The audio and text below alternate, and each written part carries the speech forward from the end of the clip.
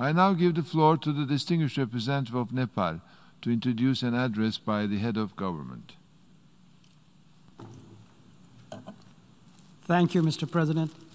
Mr. President, Excellencies, ladies and gentlemen, I have the distinct honor to introduce the pre-recorded statement by the Right Honorable Prime Minister of Nepal, Mr. K.P. Sharma Oli. Thank you, Mr. President.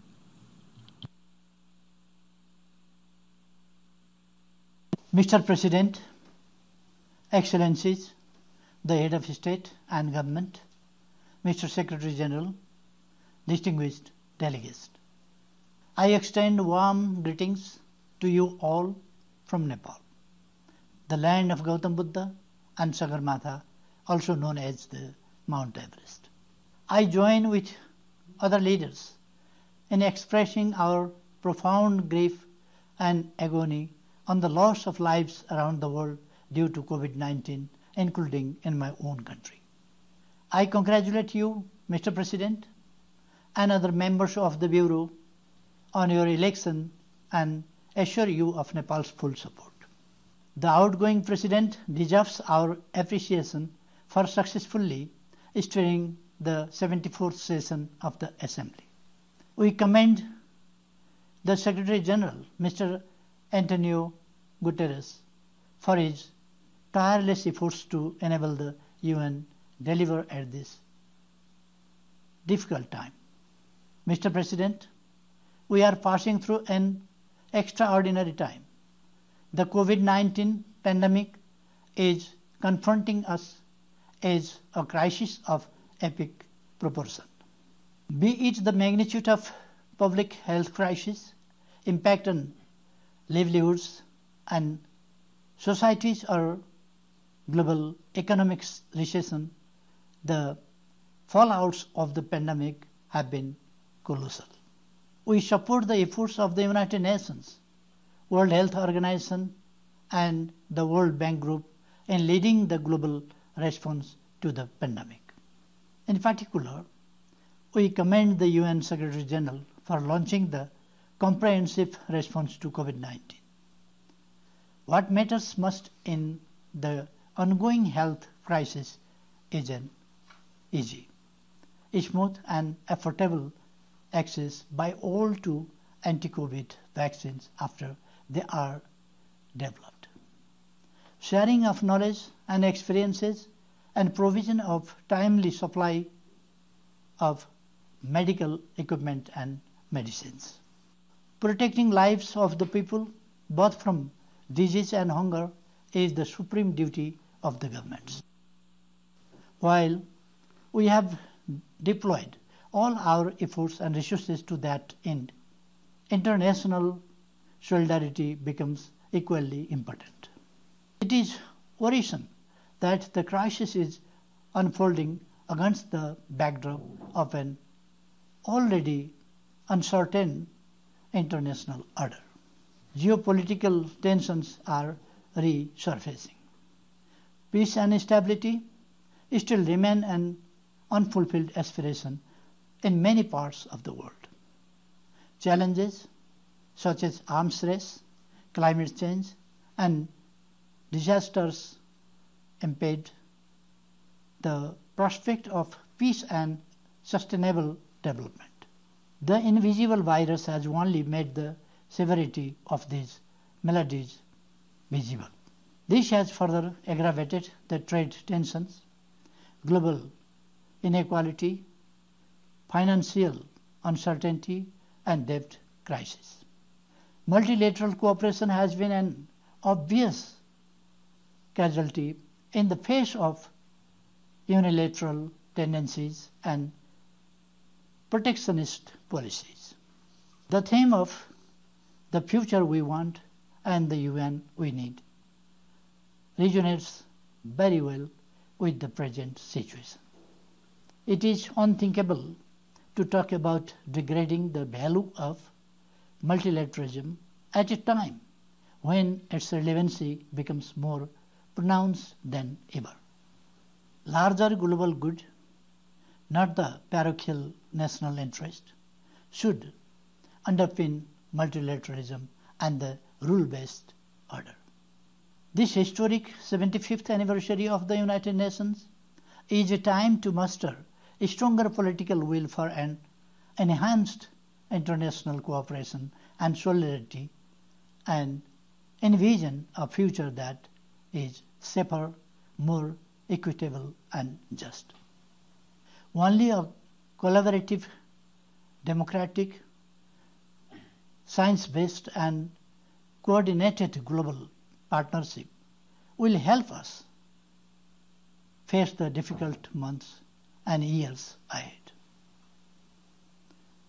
Mr. President, as we embarked on the decade of action and delivery to implement the Agenda 2030, the current crisis has pushed us to the brink of losing the gains made in achieving the SDGs.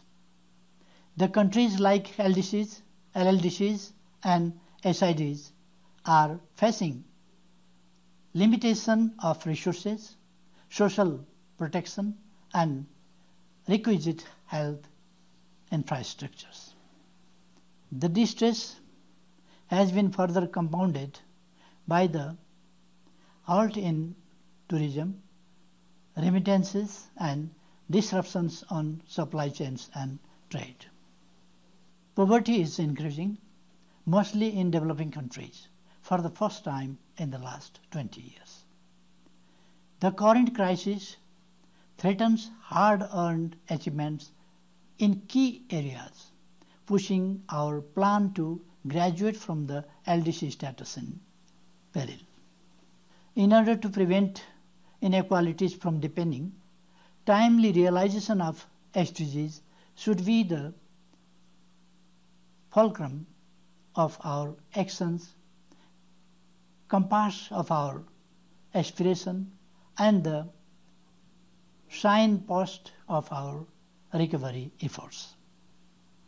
We must reach to those who are at the bottom.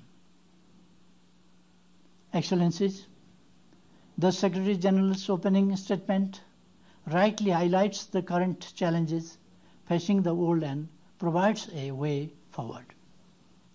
Nepal is deeply concerned about the worsening humanitarian situations in Libya, Syria, and Yemen. Protracted conflicts inflict painful miseries to the innocent civilians. Nepal calls for peaceful resolution of all such conflicts led and won by the people of the respective countries. We would like to see peace and stability in Middle East with a two-state solution for Israel and Palestine, living side by side in peace and security with secure and recognized international borders based on relevant United Nations resolutions. Effective and sustainable peace-building efforts must ensure inclusive national leadership and ownership. As a major troop and police contributing country and a member of the Peace-Building Commission, Nepal has unfailingly responded to the UN's call for deployment without any caveat.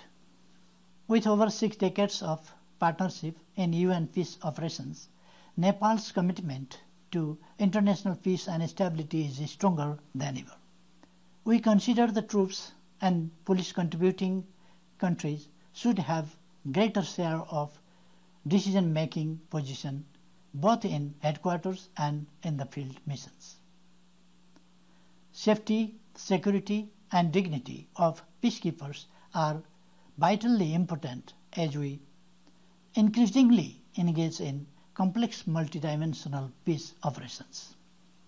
Predictable, adequate, and sustained resources are equally fundamental for the success of peace operations.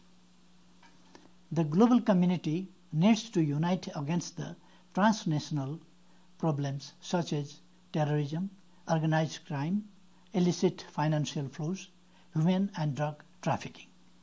Nepal condemns terrorism in all its forms and manifestations, or other activities inflicting pain and suffering to the innocent people. We call for an early conclusion of a comprehensive convention against terrorism. Mr. President, in 2019, the world military expenditure amounted to US $1.9 trillion. Even a fraction of those resources could bring respite to the millions of people suffering from poverty, hunger, and deprivation. The arms race, weaponization of outer space, and cyber warfare inflict a huge cost on humanity. We all know what is more important at present, nuclear weapons or accessible vaccine against COVID-19. The world needs more masks, not muskets, more protective equipment, not destructive weapons, and more social spending to save lives, not military spending to destroy lives.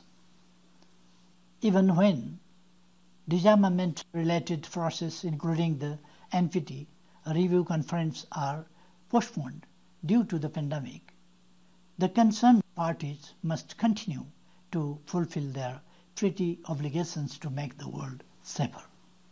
We reiterate our call for general and complete disarmament of all weapons of mass destruction. Regional approaches to disarmament complement the global initiatives. As the host country to the UN Regional Center for Peace and Disarmament in Asia and the Pacific, we underline the need to strengthen such regional approaches, including the Kathmandu process. Mr. President, climate crisis continues to pose an existential threat. The silence of the large emitters should not lead to the failure of responsibilities. Nepal has dedicated more than 60% of its territory to the service of ecosystem. Our forests and mountains work as environmental purifiers. Our mountains contribute to the climate and ecosystem of oceans through hundreds of snow-fed rivers streaming down to the oceans. Nepal's Himalayas function as a natural climate stabilizer. They contribute to maintain natural cooling system as they lie in the hottest zone of the planet between the Tropic of Cancer and Capricorn. Apart from this, they contribute to the natural recharge system, ensuring continuous supply of fresh water essential for living beings. There is an organic link between mountains and oceans in maintaining the natural climate cycle. In this sense, Nepal's mountains are not only our assets, but they are of global significance in view of their vital contribution to the maintenance of health of the planet. Our economic activities and mode of our generation are the most climate friendly. It is an unpleasant irony that we substantially contribute to sustaining ecosystem and emit negligibly, yet we bear the severest bond of climate change. Global warming has eroded the health of our high mountains and ecosystems. Global pollution and climate change have contributed to the fast melting of ice, which must be a matter of serious concern for all of us. This may lead to the outburst of glacial lakes, resulting in huge loss of lives and properties downstream. We call for full and effective implementation of the Paris Agreement, robust climate action, and easy access to climate financing. We are concerned about the deteriorating health of overall ocean ecosystem due to the excessive human activities. We must preserve the common heritage of mankind. Prudent behavior on the part of all stakeholders, especially the coastal states, is critically important to maintain ocean ecosystem. Nepal appreciates the progress achieved so far in the BBNJ process and looks forward to its successful conclusion. Excellencies, global trading system has been pushed into peril. Reform of WTO has become urgent to ensure level playing field and rebuild trust. The WTO should launch a renewed and revitalized global trading framework that enables the LDCs and LLDCs benefit equitably. Aid for trade has to be channeled for export competitiveness and resilience. Progress in technology has been a major drive for development and change. Addressing digital divide and capacity constraints of LDCs is crucial for realizing a fair share of benefits of e-commerce and technology dividend. They must have an easy and affordable access to technology. Mr. President, Nepal's commitment to human rights is total and unwavering.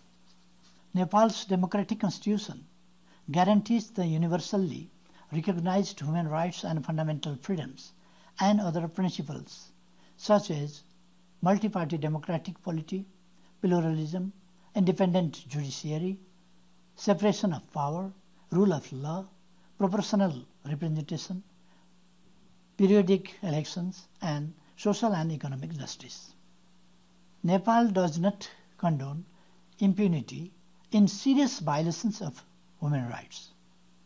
We are fully committed to concluding the ongoing transitional justice process in line with our commitment. Concerns of the victims will be addressed. The year 2020 also marks the 25th anniversary of the 4th World Conference on Women. While we have made significant strides in ensuring rights and empowerment of women, we are also committed to address the gaps and challenges. Currently, as a member of the Human Rights Council, Nepal continues to contribute constructively to promote human rights with an objective approach in a holistic manner. With a view to contribute further, Nepal has presented its candidature for the re-election to the Human Rights Council for the term of 2021 to 2023. We count on the valuable support of all UN member states to our candidature. Nepal attaches high priority to the safety, security, and well-being of the migrant workers. Providing adequate safeguard from exclusion, xenophobia, and discrimination against migrant workers must be a common agenda of all at this difficult time. Wider ownership and implementation of Global Compact for safe, orderly, and regular migration is essential to make migration work for all. Nepal has hosted thousands of refugees for decades on a humanitarian ground. Refugees' right to return to their homeland in safety and dignity must be honored by all. Mr. President, in my address to the 73rd UN General Assembly, I had outlined the monumental political transformation in Nepal and its consolidation through a democratic constitution written by the people's representatives. Having resolved the fundamental political issues, we are now focused in bringing economic transformation envisioned around the national aspiration of prosperous Nepal, happy Nepali. This aspiration takes a cue from the 2030 agenda and the notion of comprehensive democracy that looks after not only political rights and freedoms of the people, but also takes care of the economic, social and cultural rights and well-being. We have created an investment-friendly atmosphere with overall improvement in good governance. We need international support measures in the form of technological, financial and investment. Despite resource constraints, we have significantly increased investment in rural infrastructures and social sector. The hazardous mode of river crossing through twins has been replaced by bridges. We provide monthly social security payments to the elderly, single women, persons with disability and the destitute. We have launched the provision of health insurance for elderly people, further expanding its coverage. Children from Dalits and marginalized communities in backward areas are provided with monthly scholarship at all schools. Basic education is made free for all with the provision of books and educational materials. We have achieved nearly universal enrollment and gender parity of children in school and significantly reduced girls dropout. We have torn the country free from open defecation.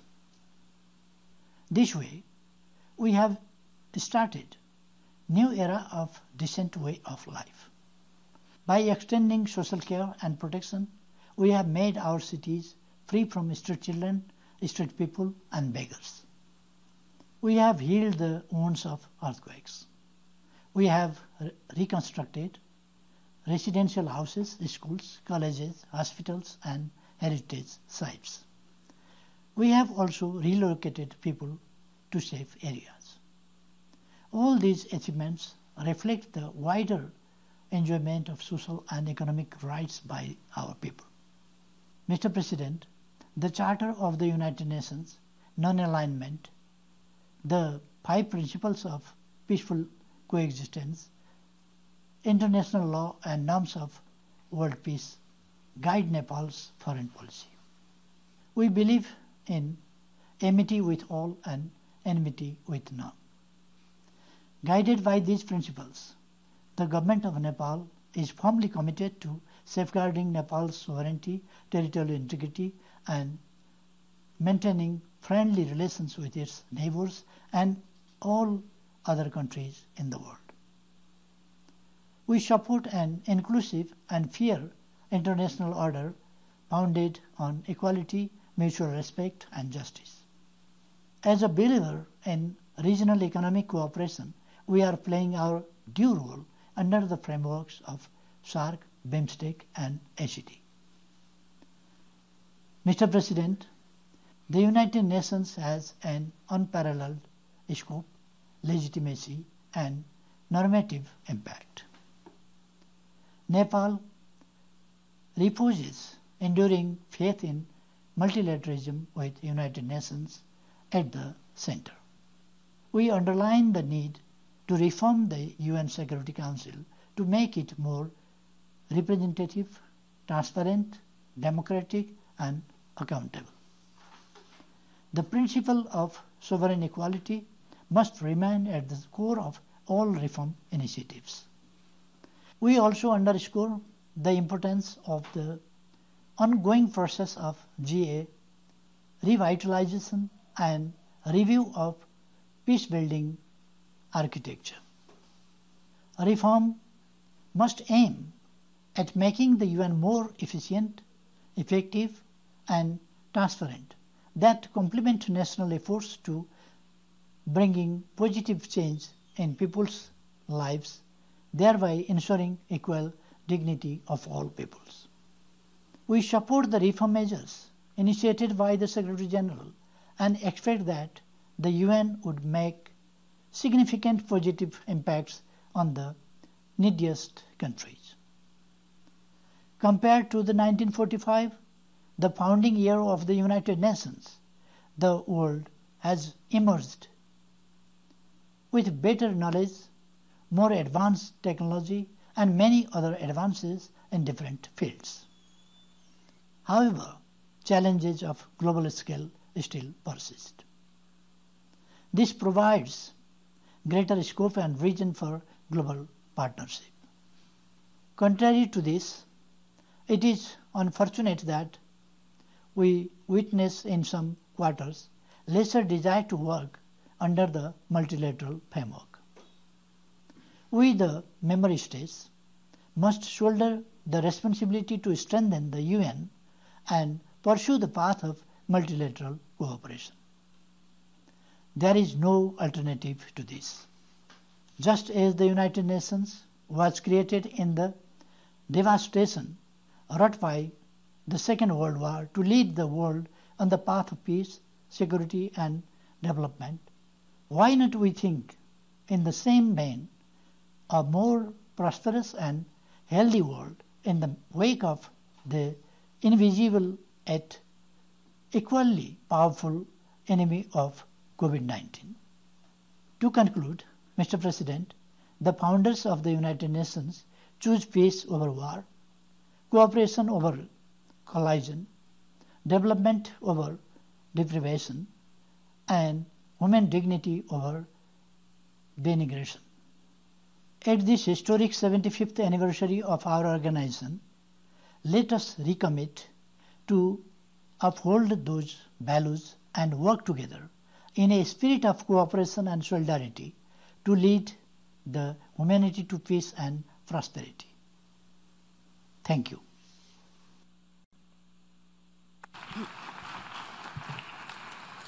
On behalf of the General Assembly, I wish to thank the Prime Minister of the Federal Democratic Republic of Nepal for the statement just made. And now I give the floor to the distinguished representative of Georgia to introduce an address by the head of government.